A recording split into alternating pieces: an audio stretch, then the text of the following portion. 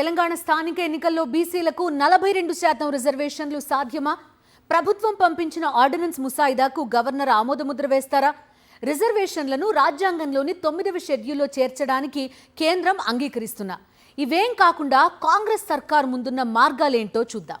స్థానిక సంస్థల ఎన్నికల్లో బీసీలకు 42% రిజర్వేషన్లు వర్తించేలా ఆర్డినెన్స్ జారీ చేయాలని కాంగ్రెస్ నిర్ణయించింది. అయితే ఆర్డినెన్స్ పై ఇంతవరకు గవర్నర్ సంతకం చేయలేదు. దీనిపై న్యాయ సలహా కోసం కేంద్ర హోంశాఖను సంప్రదించగా ఇప్పటి వరకు ఎలాంటి క్లారిటీ ఇవ్వలేదని సమాచారం. కేంద్ర హోంశాఖ నుంచి క్లియరెన్స్ వస్తేనే గవర్నర్ ఈ ఆర్డినెన్స్ పై ఆమోదముద్ర వేసే అవకాశం ఉంది.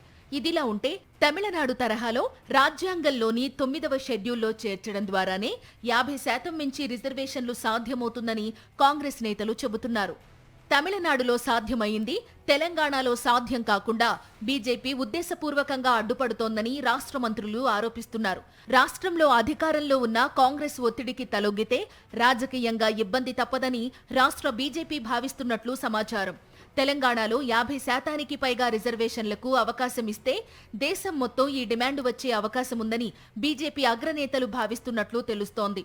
ఈ కారణం చేతనే 42% బీసీ రిజర్వేషన్ల అంశంపై కేంద్రం నుంచి స్పష్టత ఇవ్వడం లేదని సమాచారం. ఆర్డినెన్స్ కు గవర్నర్ ఆమోదం తెలపకున్నా రాజ్యాంగంలోని 9వ షెడ్యూల్లో చేర్చేందుకు కేంద్రం ఒప్పుకోకున్నా 42% బీసీ రిజర్వేషన్లు ఇచ్చి తీరుతామంటోంది హస్తం పార్టీ. అధికారికంగా ఇవ్వలేని పరిస్థితి వస్తే కాంగ్రెస్ తరపున ఇస్తామని ఆ పార్టీ నేతలు ఎప్పటి నుంచో చెబుతున్నారు. గత వారం జరిగిన పీసీసీ సమావేశంలో దీనిపై కీలక నిర్ణయం తీసుకున్నట్లు సమాచారం. ప్రస్తుతం స్థానిక సంస్థల్లో బీసీలకు 22% రిజర్వేషన్లు అమలవుతున్నాయి.